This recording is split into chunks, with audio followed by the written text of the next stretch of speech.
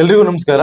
ಈ ಒಂದು ನರೇಗಾ ಒಂದು ಯೋಜನೆ ಅಡಿಯಲ್ಲಿ ನಿಮ್ಗೆ 5 ಲಕ್ಷದವರೆಗೆ ಸಹಾಯಧನ ಕೊಡ್ತಾ ಇರುವಂತದ್ದು. ಅಂದ್ರೆ ಈ ಒಂದು ರೈತರಿಗೆ ವೈಯಕ್ತಿಕವಾಗಿ ಒಂದು ಕಾಮಗಾರಿಗಳನ್ನ ಮಾಡೋದಕ್ಕೆ, ಅಂದ್ರೆ ನಿಮ್ಗೆ ಒಂದು ದನದ ಕೊಟ್ಟಿಗೆ ಆಗಿರ್ಬೋದು ಅಥವಾ ಒಂದು ಕುರಿ ಶೆಡ್ಗಳಾಗಿರ್ಬೋದು, ಹಲವಾರು ರೀತಿಯ ಒಂದು ಕಾಮಗಾರಿಗಳನ್ನ ಮಾಡೋದಕ್ಕೆ ನಿಮ್ಗೆ 5 ಲಕ್ಷದವರೆಗೆ ಈ ಒಂದು ಸರ್ಕಾರದಿಂದ ನರೇಗಾ ಸ್ಕೀಮ್ ಅಲ್ಲಿ ನಿಮ್ಗೆ 5 ಲಕ್ಷದವರೆಗೆ ಸಹಾಯಧನ ಕೊಡುವಂತದ್ದು ಸ್ನೇಹಿತರೆ. ಈ ಒಂದು ನರೇಗಾ ಒಂದು ಯೋಜನೆಯ ಒಂದು ಉದ್ದೇಶ ಏನಂತ ನೋಡೋದಾದ್ರೆ, ಶಾಶ್ವತ ಉದ್ಯೋಗ ಸೃಷ್ಟಿ ಮಾಡೋದಾಗಿರ್ಬೋದು, ಕೃಷಿ ಉತ್ಪಾದನೆ ಹೆಚ್ಚಿಸುವಂತದ್ದು, ನೀರಾವರಿ ಮತ್ತೆ ಈ ಒಂದು ಮಣ್ಣಿನ ಒಂದು ಸಂರಕ್ಷಣೆ ಮಾಡುವಂತದ್ದು, ಪಶು ಸಂಗೋಪನೆ ಮತ್ತೆ ಈ ಒಂದು ತೋಟಗಾರಿಕೆ ವಿಸ್ತರಣೆ ಮಾಡುವಂತದ್ದು, ಈ ಒಂದು ಗ್ರಾಮೀಣ ಪ್ರದೇಶದ ಒಂದು ಅಭಿವೃದ್ಧಿಗಾಗಿ ಈ ಒಂದು ಸರ್ಕಾರದಿಂದ ಒಂದು ಒಳ್ಳೆಯ ಯೋಜನೆನ ಕೊಟ್ಟಿದ್ದಾರೆ ಅಂತಾನೆ ಹೇಳ್ಬೋದು ಸ್ನೇಹಿತರೆ. ಓಕೆ ಸ್ನೇಹಿತರೆ, ಇದ್ರ ಬಗ್ಗೆ ನಾನು ಕಂಪ್ಲೀಟ್ ಡೀಟೇಲ್ಸ್ ನ ಹೇಳ್ತಾ ಹೋಗ್ತೀನಿ. ಅದಕ್ಕೂ ಫಸ್ಟ್ ನಮ್ಮ ಒಂದು ಚಾನಲ್ ಗೆ ಯಾರೇನು ಸಬ್ಸ್ಕ್ರೈಬ್ ಆಗಿಲ್ಲ, ದಯವಿಟ್ಟು ಕೂಡ ಸಬ್ಸ್ಕ್ರೈಬ್ ಆಗಿ ಅಂತ ನಾನು ಹೇಳೋದಕ್ಕೆ ಇಷ್ಟಪಡ್ತೀನಿ. ಇವಾಗ ಈ ಒಂದು ಯೋಜನೆ ಅಡಿಯಲ್ಲಿ ಸಿಗುವಂತ ಒಂದು ಪ್ರಮುಖ ಪ್ರಯೋಜನಗಳು ಯಾವ್ದಂತ ನೋಡೋದಾದ್ರೆ, ಮೊದಲನೇದಾಗಿ ಆರ್ಥಿಕ ನೆರವು 5 ಲಕ್ಷದವರೆಗೆ ನಿಮ್ಗೆ ಸಹಾಯಧನ ಸಿಗುವಂತದ್ದು. ಅಂದ್ರೆ ಎಲ್ಲದಕ್ಕೂ ಕೂಡ 5 ಲಕ್ಷ ಸಿಗೋದಿಲ್ಲ. ಕೊಟ್ಟಿಗೆ ಮಾಡೋದಕ್ಕೆ, ಕುರಿ ಶೆಡ್ ಮಾಡೋದಕ್ಕೆ 5 ಲಕ್ಷ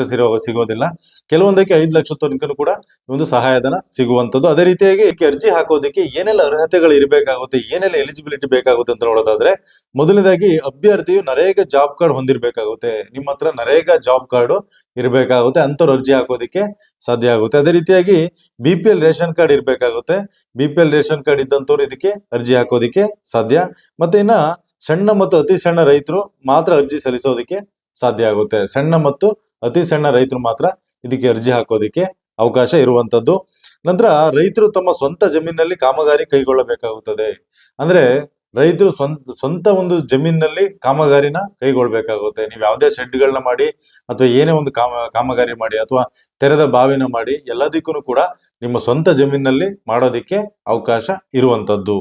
ನಂತರ ಗ್ರಾಮ ಪಂಚಾಯಿತಿಯಲ್ಲಿ ಹೆಸರು ದಾಖಲಾತಿ ಕಡ್ಡಾಯ ಆಗಿರ್ಬೇಕಾಗುತ್ತೆ. ನಿಮ್ಮ ಒಂದು ಹೆಸರು ಗ್ರಾಮ ಪಂಚಾಯಿತಿಯಲ್ಲಿ ಕಡ್ಡಾಯವಾಗಿ ದಾಖಲಾಗಿರ್ಬೇಕಾಗುತ್ತೆ ನಿಮ್ಮ ಹೆಸರು. ಅಂತವ್ರು ಮಾತ್ರ ಇದಕ್ಕೆ ಅರ್ಜಿ ಹಾಕಿ ಈ ಒಂದು ಪ್ರಯೋಜನನ ಪಡ್ಕೋಬಹುದು. ನಂತರ ಈ ಒಂದು ಘಟಕದ ಹೆಸರು ಮತ್ತೆ ಈ ಒಂದು ಸಹಾಯಧನದ ಮೊತ್ತನು ಕೂಡ ನಾನು ಹೇಳ್ತಾ ಹೋಗ್ತೀನಿ, ಯಾವ್ದಕ್ಕೆಲ್ಲ ಎಷ್ಟೆಲ್ಲ ಈ ಒಂದು ಸಹಾಯಧನನ ಕೊಡ್ತಾ ಇದಾರಂತ. ದನದ ಕೊಟ್ಟಿಗೆ ಮಾಡೋದಕ್ಕೆ ನಿಮ್ಗೆ 57,000ದವರೆಗೆ ನಿಮ್ಗೆ ಸಹಾಯಧನ ಸಿಗುವಂತದ್ದು. ನಂತರ ಕುರಿ ಮೇಕೆ ಶೆಡ್ ಮಾಡೋದಕ್ಕೆ 70,000 ತನಕ ನಿಮ್ಗೆ ಸಹಾಯಧನ ಸಿಗುವಂತದ್ದು. ತುಂಬಾ ಜನ ಕೇಳ್ತಾ ಇದ್ರಿ, ಈ ಒಂದು ಕುರಿ ಶೆಡ್ ಮಾಡೋದಕ್ಕೆ ಯಾವ್ದಾದ್ರು ಸ್ಕೀಮ್ ಇದ್ರೆ ಹೇಳಿ ಅಂತ. ನೋಡಿ, ಇವಾಗ ಮಾಡ್ಕೋಬಹುದು. ಕುರಿ ಶೆಡ್ ಮಾಡೋದಕ್ಕೆ 70,000 ತನಕ ಕೂಡ ನಿಮ್ಗೆ ಸಬ್ಸಿಡಿ ಸಿಗುವಂತದ್ದು. ನಂತರ ಕೋಳಿ ಶೆಡ್ ಮಾಡೋದಕ್ಕೆ 60,000 ತನಕ ನಿಮ್ಗೆ ಸಬ್ಸಿಡಿ ಸಿಗುವಂತದ್ದು. ನಂತರ ತೆರೆದ ಬಾವಿ ಮಾಡೋದಕ್ಕೆ ನಿಮ್ಗೆ 1.5 ಲಕ್ಷ ತನಕ ಕೂಡ ಸಬ್ಸಿಡಿ ಸಿಗುವಂತದ್ದು. ನಂತರ ಎರೆಹುಳು ಘಟಕ 20,000 ತನಕ ನಿಮ್ಗೆ ಸಬ್ಸಿಡಿ ಸಿಗುವಂತದ್ದು. ಇನ್ನ ಹಂದಿ ಸಾಕಾಣಿಕೆ ಕೊಟ್ಟಿಗೆ ಮಾಡೋದಾದ್ರೆ ನಿಮ್ಗೆ 87,000ದವರೆಗೆ ನಿಮ್ಗೆ ಸಹಾಯಧನ ಸಿಗುವಂತದ್ದು. ನಂತರ ಕಾಫಿ ಅಡಿಕೆ ತೋಟ ಇದನ್ನು ಮಾಡೋದಕ್ಕೆ ನಿಮ್ಗೆ 1,68,000ದವರೆಗೂ ನಿಮ್ಗೆ ಈ ಒಂದು ಸಬ್ಸಿಡಿ ಸಿಗುವಂತದ್ದು. ನಂತರ ಚಕ್ಕೆ ಲವಂಗ ತೋಟ ಮಾಡೋದಕ್ಕೆ 1,74,000 ಕೊಡುವಂತದ್ದು. ನಂತರ ದ್ರಾಕ್ಷಿ ಬೆಳೆ 4,72,000. ಇದೇ ನಿಮ್ಗೆ ಹೈಯೆಸ್ಟ್ ಇರುವಂತದ್ದು. ದ್ರಾಕ್ಷಿ ಬೆಳೆ ಏನಾದ್ರು ಬೆಳೆಯೋದಾದ್ರೆ ನಿಮ್ಗೆ 4,72,000ದವರೆಗೂ ಕೂಡ ಸಹಾಯಧನನ ಕೊಡ್ತಾರೆ. ಇನ್ನ ಹಣ್ಣು ಮರಗಳ ಬೆಳೆ, ಮಾವು, ಸೀಬೆ, ನಿಂಬೆ ಇದನ್ನ ಮಾಡೋದಕ್ಕೆ ನಿಮ್ಗೆ 50,000ದಿಂದ 1.5 ಲಕ್ಷ, ಅಂದ್ರೆ 1,30,000ದವರೆಗೂ ಕೂಡ ನಿಮ್ಗೆ ಸಹಾಯಧನನ ಕೊಡುವಂತದ್ದು ಸ್ನೇಹಿತರೆ. ಇದರಲ್ಲಿ ನೀವು ಅರ್ಜಿ ಹಾಕೋದಕ್ಕೆ ಒಳ್ಳೆ ಒಂದು ಅವಕಾಶ. ಯಾಕಂದ್ರೆ ಆದ್ರೆ ಇದರಲ್ಲಿ ಇಂಪಾರ್ಟೆಂಟ್ ಏನಂದ್ರೆ, ಈ ಒಂದು ನರೇಗಾ ಜಾಬ್ ಕಾರ್ಡ್ ಇರ್ಬೇಕಾಗುತ್ತೆ. ಅಂತವ್ರು ಅರ್ಜಿನ ಹಾಕ್ಬೇಕಾಗುತ್ತೆ. ಹಳ್ಳಿಗಳಲ್ಲಿ ಈ ಒಂದು ಯಾರೆಲ್ಲ ಇದ್ದೀರಾ, ನಿಮ್ಮ ಹತ್ರ ಏನಾದ್ರು ಕೂಡ ನರೇಗಾ ಜಾಬ್ ಕಾರ್ಡ್ ಇದ್ರೆ ನೀವು ಅರ್ಜಿನ ಹಾಕಿ ಇದನ್ನ ತಗೋಬಹುದು. ಇಂಪಾರ್ಟೆಂಟ್ ಆಗಿ ನಿಮ್ಗೆ ಕೊಟ್ಟಿಗೆ ಬೇಕಾಗುತ್ತೆ ಹಳ್ಳಿಗಳಲ್ಲಿ ದನಗಳನ್ನ ಕಟ್ಟೋದಿಕ್ಕೆ. ಮತ್ತೆ ಕುರಿಗಳನ್ನೇನಾದ್ರೂ ಸಾಕಿದ್ರೆ ಅದಕ್ಕೆ ಒಂದು ಶೆಡ್ಗಳು ಕೂಡ ಬೇಕಾಗುತ್ತೆ, ಅದನ್ನ ನೀವು ಮಾಡ್ಕೋಬಹುದು ಆರಾಮಾಗಿ. ಅದೇ ರೀತಿಯಾಗಿ ಇದಕ್ಕೆ ಏನೆಲ್ಲ ಒಂದು ದಾಖಲಾತಿಗಳು ಬೇಕಾಗುತ್ತೆ ಅರ್ಜಿ ಹಾಕೋದಿಕ್ಕೆ ಅಂತ ನೋಡೋದಾದ್ರೆ, ಮೊದಲನೇದಾಗಿ ಆಧಾರ್ ಕಾರ್ಡ್ ಒಂದು ಜೆರಾಕ್ಸ್ ಬೇಕಾಗುತ್ತೆ. ನಂತರ ನರೇಗಾ ಜಾಬ್ ಕಾರ್ಡ್ ಬೇಕಾಗುತ್ತೆ. ನಂತರ ಬ್ಯಾಂಕ್ ಪಾಸ್ಬುಕ್ ನಕಲು ಬೇಕಾಗುತ್ತೆ, ಅಂದ್ರೆ ಜೆರಾಕ್ಸ್ ಬೇಕಾಗುತ್ತೆ ಅದು ಕೂಡ. ನಂತರ ಪಹಣಿ RTC, ಅಂದ್ರೆ ನಿಮ್ಗೆ ಯಾವ ಒಂದು ಜಾಗದಲ್ಲಿ ಆ ಒಂದು ಕಾಮಗಾರಿನ ಸ್ಟಾರ್ಟ್ ಮಾಡ್ತೀರಾ ಅದರ ಒಂದು ಜಾಗದ ಒಂದು RTC ಬೇಕಾಗುತ್ತೆ. ನಂತರ ರೈತರ ಇತ್ತೀಚಿನ ಫೋಟೋ, ಯಾರು ಅದಕ್ಕೆ ಅರ್ಜಿನ ಹಾಕ್ತಾ ಇದ್ದೀರಾ ಅವರ ಒಂದು ಇತ್ತೀಚಿನ ಫೋಟೋಗಳು ಕೂಡ ಬೇಕಾಗುತ್ತೆ.